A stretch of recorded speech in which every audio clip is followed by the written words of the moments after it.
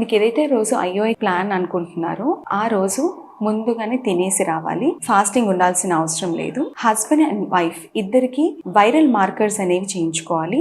అంటే HIV, హెచ్పిఎస్ఏజీ, hepatitis C, VDRL, ఇవి 4 viral టెస్ట్లు ఉంటాయండి. అవి చేయించుకోవాలి. మనం ఏ రోజు ఐఓఐ చేసుకుంటున్నామో దాని డేట్ కరెక్ట్గా తీసుకోవాలి. ఎక్కడ చేయించుకుంటున్నారో అది కూడా మీరు డాక్టర్ని అడిగి కనుక్కోవాలి.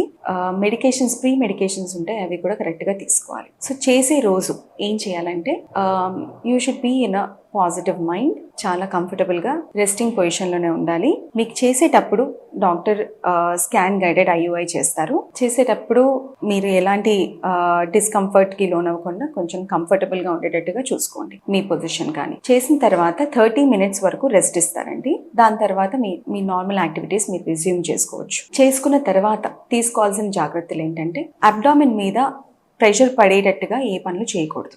అంటే వంగడం కానీ, ఊడడం కానీ, హెవీ వెయిట్స్ లిఫ్ట్ చేయడం కానీ ఇలాంటివి చేయకూడదు.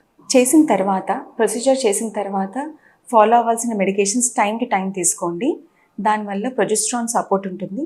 మీకు అన్యూజువల్గా పెయిన్ రావడం కానీ, బ్లీడింగ్ అవ్వడం కానీ, లేకపోతే ఇచ్చింగ్, వెజనల్ డిశ్చార్జ్ ఏమున్నా కానీ మీ డాక్టర్ని సంప్రదించండి.